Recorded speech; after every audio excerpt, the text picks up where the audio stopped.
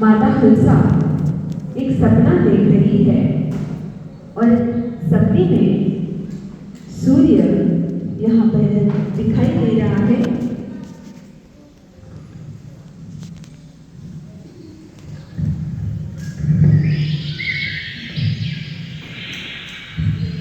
हे स्वामीनाथ, आइए बैठिए। अभी कैसे आना हुआ?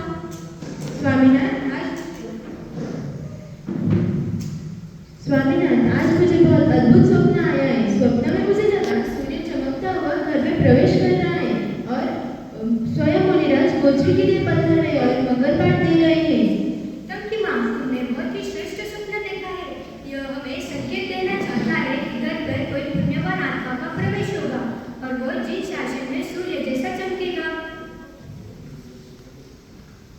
समय बीतता है। ठीक 9 महीने बाद देवी चंची के घर में किलकारी आवाजने लगती है। श्रावण शुक्ल प्रतिपदा के दिन बालक का जन्म होता है। चारों तरफ हर्षोल्लास छा जाता है और मंगल गीत गाए जाते हैं।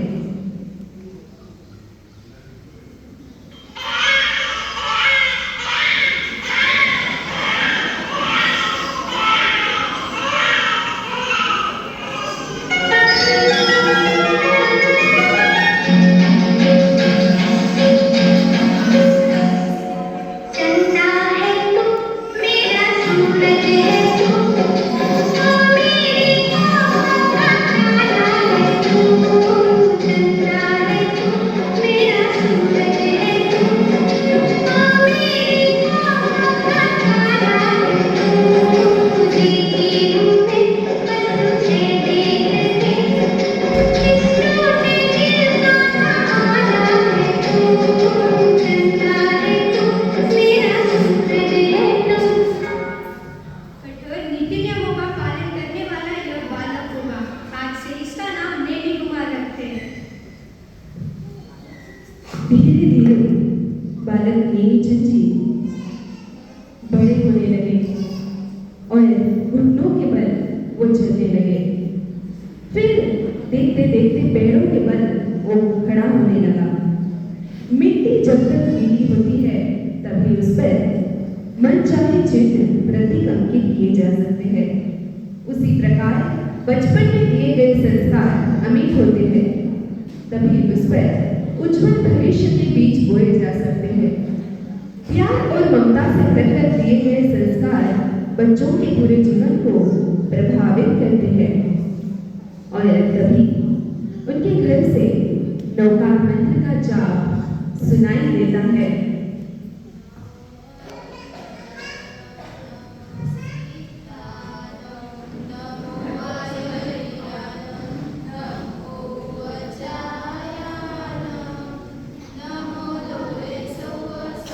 देवी चंची का परिवार गांव में एक प्रतिष्ठित परिवार था। गांव में उनके शब्दों को सम्मान था। लोगों के मन में उनके प्रति आदर था। देवी चंची धर्मनिष्ठ और नाम के अनुसार देव पुरुष थे। देवी चंची अपनी पुत्री का विवाह कर चुके थे। उत्तम चंद और नेमी कुमार दोनों ने बीज रोपी दिए गए थे। छोटे पुत्र नेमी कुमार विद्यालय में सहपाठियों के साथ स्कूल जाते थे। स्कूल में जाने का उनका अपना ही एक अंदाज था, आकर्षण था। वे पढ़ने में भी बहुत तेज थे। सामायिक स्वाध्याय आदि आवश्यक साधना की निवृत्त होकर देवी चंची हो गए मकान की बालकनी में टहल रहे थे। तभी अचानक उनके पेट में दर्द उठा। उन्होंने अपनी धर्म पत्नी को आवाज दिया। नेमी की माँ, ओ नेमी की माँ। हाँ आई, क्या हुआ? मेरे पेट में भयंकर पीड़ा हो रही है। आइए। बेटा उत्तम, ओ बेटा उत्तम। जी माँ, जल्दी जाकर वैद्य जी को बुला लाओ। तुम्हारे पिताजी के पेट में बहुत दर्द हो रहा है। जी माँ, अभी गया और अभी आया। उत्तम वैद्य के पास दौड़ कर जाता है और उसको बुला कर लाता है। वैद्य जी, क्या हुआ? तुम इतना घबराए हुए क्यों हो? क्या हुआ? जल्दी घर चलो। मेरे पिताजी के पेट में बहुत दर्द हो रहा है। उनसे तकलीफ सहन नहीं हो रही। वैद्य जी तुरंत अपनी दवाइयों का झोला उठाकर उत्तम कुमार के घर उनके साथ जाता है और घर पहुंचकर सेठ देवी चंदी का परीक्षण करता है, नब्ज आदि चेक करके उनको दवाइयाँ देता है।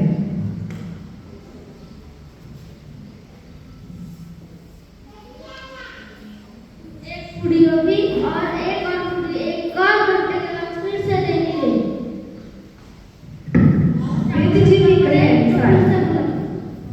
वैद्य जी के कहे अनुसार दवाइयाँ लेने के बाद भी देवी चंद जी के स्वास्थ्य में सुधार नहीं हुआ तो वह अपनी धर्मपत्नी से कहते हैं, मेरा अंतिम समय आ गया है, मुझे संतान का प्रत्यक्ष करना होगा। नेमी के पिता वैसे मत कहिए, आपको कुछ नहीं होगा। मेरी धर्मशाली का बना और मुझे संतान का प्रत्यक्ष करवा दो, मुझसे गम मत रखो।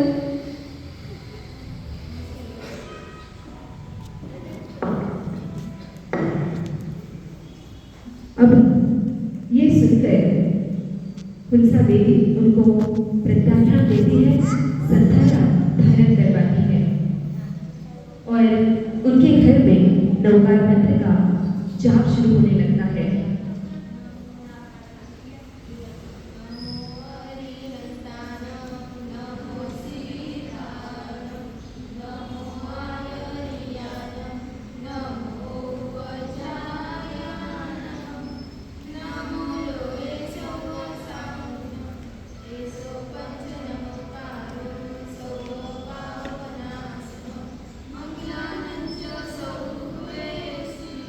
और ऐसे करके देवी चंची अपना जी त्याग देती है।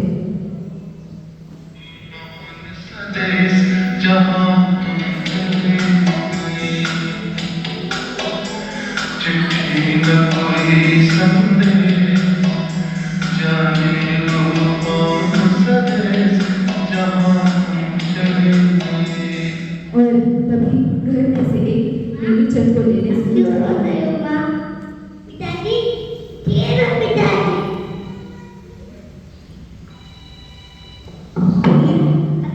मेरे भैया, या इतने लोग हमारे यहाँ इतने लोग क्यों आ रहे हैं?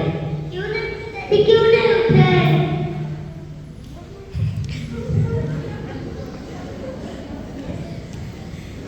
मैं क्या बताऊंगी, हमारे पिताजी अब नहीं रहे।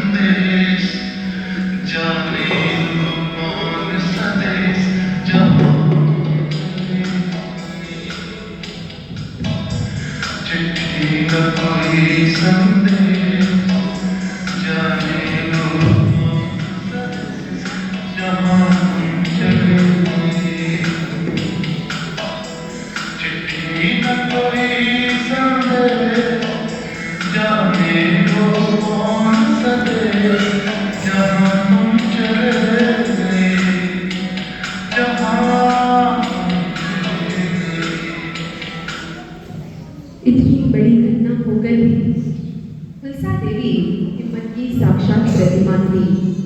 पति के जाने के बाद जिस तरह घर और अपने बच्चों को उन्होंने संभाला, उससे समाज में उनके प्रति आदर की भावना थी। वे दिन भर काम करती थी, शाम को बच्चों को लेकर बैठती, उन्हें समझाया करती, तुम्हें कैसे रहना चाहिए, अच्छी बातें सिखाती, तुमको बहुत बड़ा बनना है, अच्छी काम करने हैं। भगवान महावीर के जीवन की अद्भुत घटनाएं, छत्रपति शिवाजी महाराज की शौर्य गाथाएं सुनाती थी। फिर प्रभु स्मरण करते करते देवी कुमार अपनी माँ की गोद में सो जाता था। पर अचेतन मन में, कोमल मन के आंगन में माँ की बातों का निश्चित रूप से गहरा असर होता था। और ऐसे ही दिन बीतते गए और एक दिन छुट्टियों में माँ ने नेमी से कहा, बेटा नेमी, क्यों न चलोगे अपने मासी के यहाँ? वहाँ गुरु मैया रामकुंवर जी मासा पधार रहे हैं, चलोगे मेरे साथ? हाँ माँ, मैं मासा को लेकर जरूर जाऊंगा।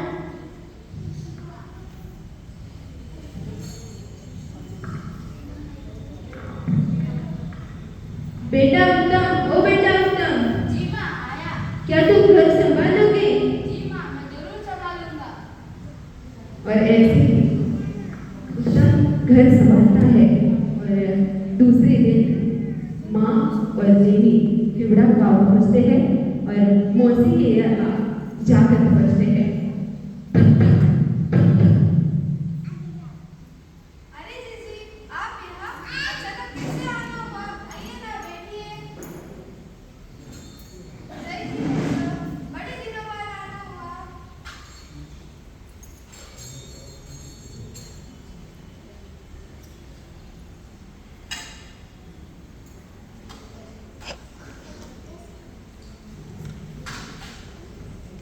दीदी प्रवचन का समय हो गया है, चलो चलते हैं।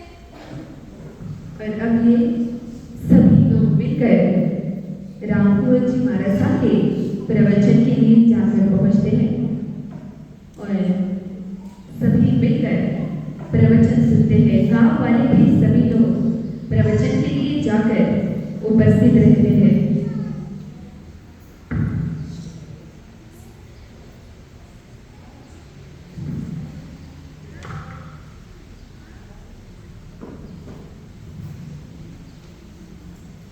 जीवन की कड़ियों को ज्ञान ध्यान से सजाओ।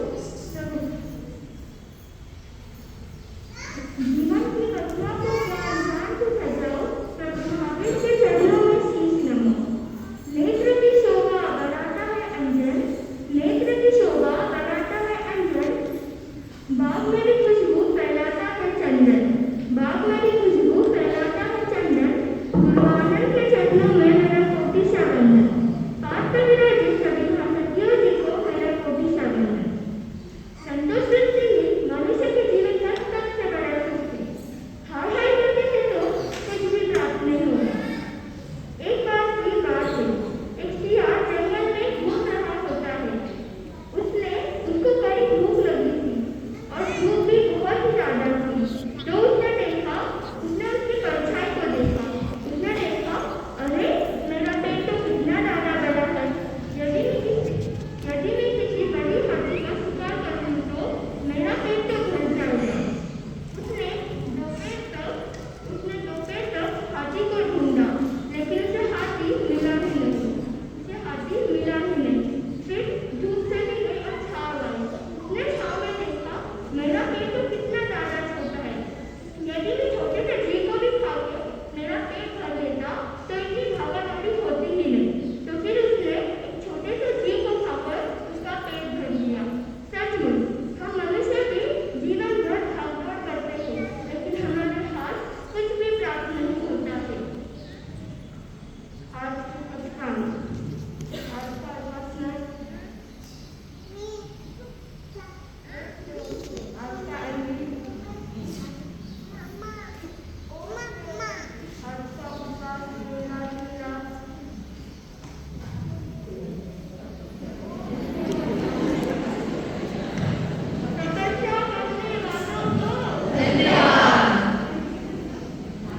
और प्रवचन खत्म होते ही सभी लोग अपने घर जाते हैं और माता और नेमी मानसा के दर्शन करने के लिए आगे जाते हैं। नया कानून। अरे बहन, कैसे आना हुआ? आज सुबह आया था। अरे बेटा नेमी, कैसे हो? अच्छा हूँ। ठीक है, अब आ ही गए हो तो कुछ न कुछ नया सीख के जाना। हाँ।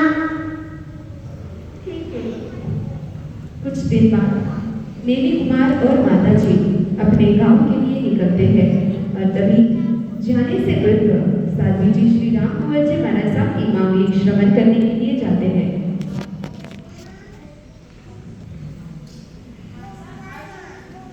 गाँव जा रहे हैं। अरे बहन, अभी तो आई थी, इतनी जल्दी क्यों जा रही हो? तब घर पे अकेला है मासी। ठीक है, वापस आना, मुझे अपने बड़े बेटे को भी लेके आना। अगर आपकी सेवा हो तो मुझे फरमाइए। बुद्धेव की आज्ञा से, बड़ों की आज्ञा से, सत्ता मंगलम अधिहस्ता मंगलम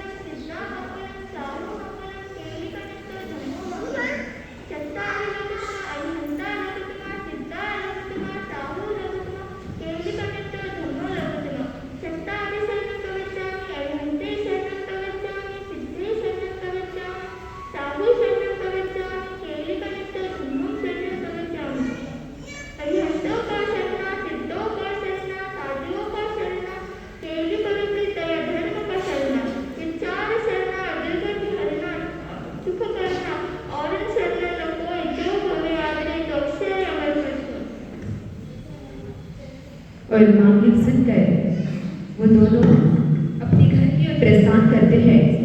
तांगे में बैठते हैं। रास्ता एकदम खराब। एक ढलान पर तांगा सरपट तोड़ने लगता है। ऐसे में नेमी कुमार अपने को संभाल नहीं पाए और तांगे से नीचे गिर गए। नेमी, बेटा नेमी, तुम्हें कहीं चोट तो नहीं लगी बेटा? हे भगवान, तेरे हाथ से क्या अनर्थ हो गया? देख बेटा, यह सब कर्मों का प्रभाव है, इसलिए तुझे कुछ नहीं हुआ। बालक नेमी कुमार के मन पर माँ के इन शब्दों का गहरा असर हुआ। प्रथम छोटी अवस्था में पिताजी की मृत्यु और अब स्वयं उसमें से गुजरना, इन दोनों घटनाओं ने नेमी कुमार के जीवन की दिशा बदल दी। माँ के शब्दों पर उन्हें अटल विश्वास था। यह धर्म की महिमा है। उनकी श्रद्धा धर्म के प्रति दृढ़ हो गई। अब तो नेमी कुमार नियमित रूप से माँ के साथ सामायिक करने लगा, प्रार्थना करने लगा। नए नए भजन संतवाणी अपन सीखने लगा। उनकी आवाज पहाड़ जैसी थी। उनके गाने में मधुरता थी। उसी समय गांव में से एक समाचार आया। हमारे गांव में रत्न माता पधारने वाले हैं। अरे वाह, धन्यवाद समाचार देने के लिए। महान संत रत्न दिव्य विभूति युग दृष्टा श्री रत्न ऋषि जी महाराज का पदार्पण हो रहा है। बेटा नेमी, हमारे गांव में रत्न ऋषि जी मानसा पधारने वाले हैं। मेरा क्या होगा? और माँ हुलसा देवी ने जब ये बात पुत्र देवी को बताई तो उनका आनंद, उनकी आनंद की तो सीमाएं नहीं रही। उस आनंदित रेत में दिन भर पूरे गांव में वो घूमते रहे और गुरुदेव रत्न ऋषि जी पधार गए। जय हो महात्मा पुरुषों की सदाकाल। जय हो महात्मा पुरुषों की सदाकाल। जय हो महात्मा पुरुषों की सदाकाल। जय हो।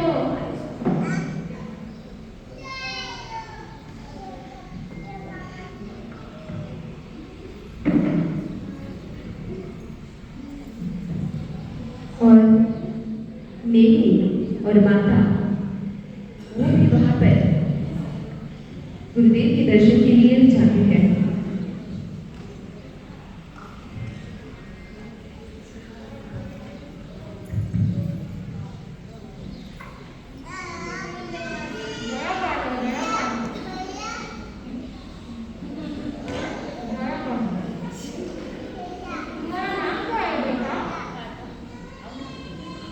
मेरा नाम नेमी है। रत्न ऋषि जी महाराज की रत्नपात की नजरों ने होनहार बालक का भविष्य अपनी दिव्य दृष्टि से परख लिया। बालक के शारीरिक लक्षण, उसकी मनोहर दृष्टि, उसका स्वभाव, आचरण यह बता रहा है कि यह साधारण बालक नहीं है। यह उन्होंने जान लिया। उन्होंने मन में संकल्प किया कि जब बालक की माता दर्शन को आएगी तब नेमी के संदर्भ में बात करेंगे। उनका एक स्वप्न था, सुयोग्य होनहार सुपात्र शिष्य मिल जाए तो वे उस समाज के भविष्य के लिए तैयार करेंगे। उन्हें यह सपना नेमी कुमार में पूरा होता हुआ दिखाई दिया। एक दिन माता और नेमी महाराजा के दर्शन के लिए जाते हैं।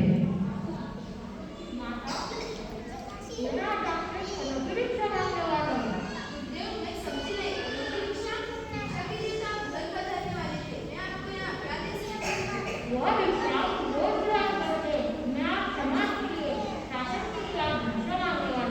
फरमाइए गुरुदेव, क्या सेवा है?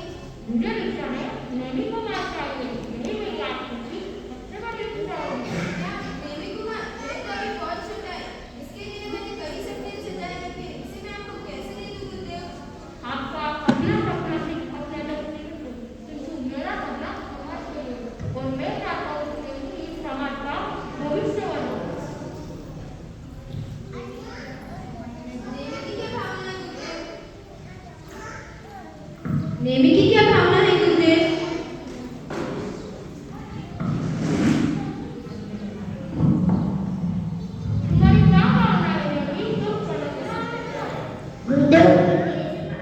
क्या हो?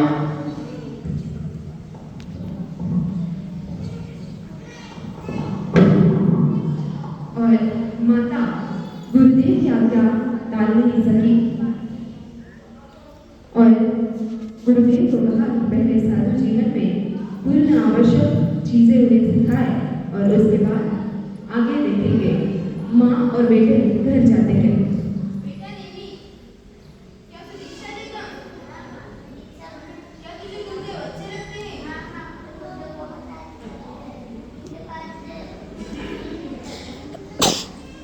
समय बीतता रहा। नेमी कुमार अध्ययन ध्यान अभ्यास। नेमी गुरुदेव के चरणों में बैठकर सभी बराबर चलता रहा। अध्ययन ध्यान अभ्यास गुरु चरणों में बैठकर करते रहे। पूज्य श्री रत्न ऋषि जी मानसा और उन सद्गुरुओं की श्रेणी में थे जिन्होंने दीक्षा को अपनी जीवन साधना से प्रतिष्ठित कर दिया। नेमी कुमार के अंतर मन में झांक कर देखा तो पाया कि इस बालक आत्मा में वह सारी योग्यता है जो एक सन्यासी के पद पर चलने से चाहिए। उन्होंने निश्चय किया कि नेमी कुमार की माताजी से इस बार तो मैं बात करके रहूंगा। उनके श्रावक श्रद्धालु अनुयायी वर्ग भी यही चाहते थे कि नेमी कुमार की भी दीक्षा का समय अभी ठीक है।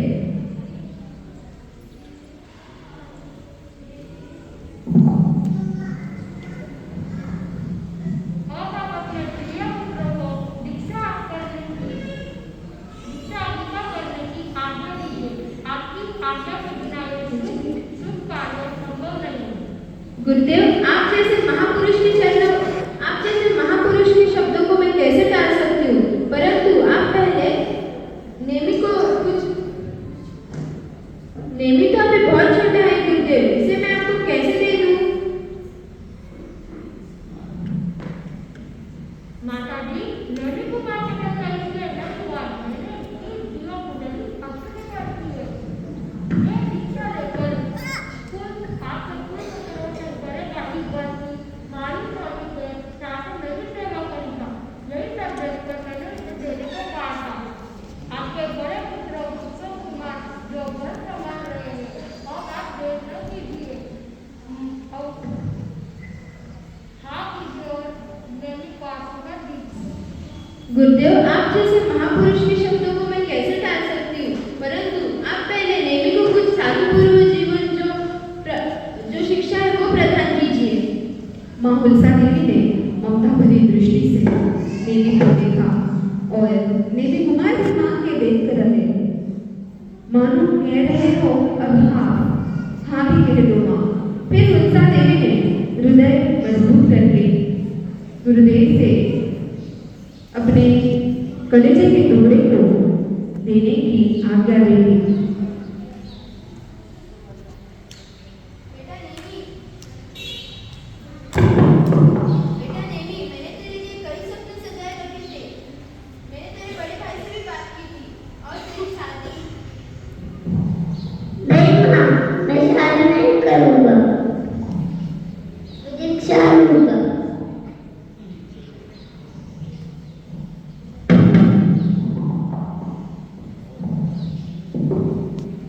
और माता गुरुदेव से कहती है कि सच्ची सत्य के चरणों में देवी को देने में कोई संकोच नहीं है। गुरुदेव, आप जैसे महापुरुष को मुझे नेमी को देने में कोई संकोच नहीं है।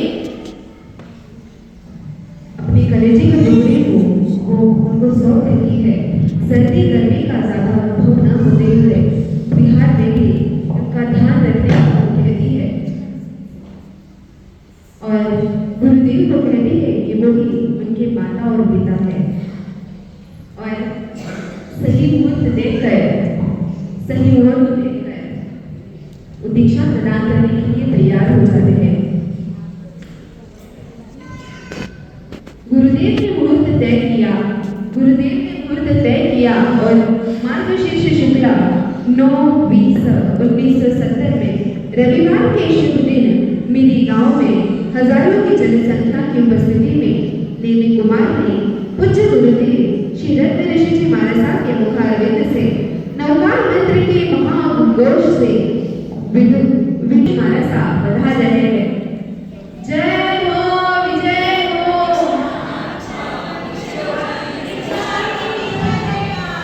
जय जयकार दीक्षा की जय जयकार जय जयकार जय जयकार दीक्षा की का जय जयकार जय जयकार जय जयकार दीक्षा की का जय जयकार। और नवदीक्षित महाराज साहब यहाँ पर बता रहे हैं। अब दीक्षा ग्रहण करने जा रहे हैं। रत्न ऋषि जी महाराज साहब अपने मुखारविंद से उनको दीक्षा प्रदान कर रहे हैं।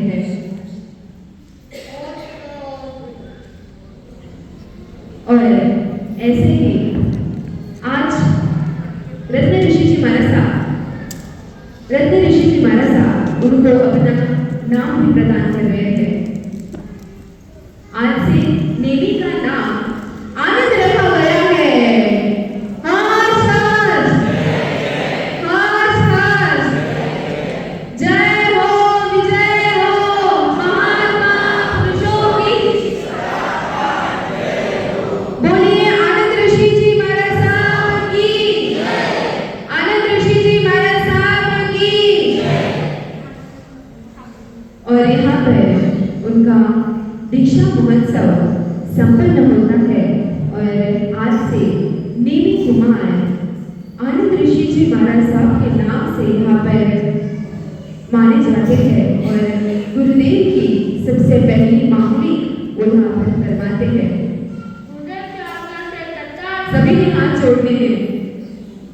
उधर से आगे से कतार नंदा अपना सिद्धा अपना साहू अपना कतार अपना नंदे अपना सिद्धा अपना साहू अपना कतार अपना जाना नंदे अपना जाना सिद्धा अपना जाना साहू अपना जाना दिल्ली करता दोनों अपना जाना चार अपना और लोका अपना दोका अपना साहू अपना केवल करता धर्मका अपना चार अपना करना करना जो करता है से अक्षर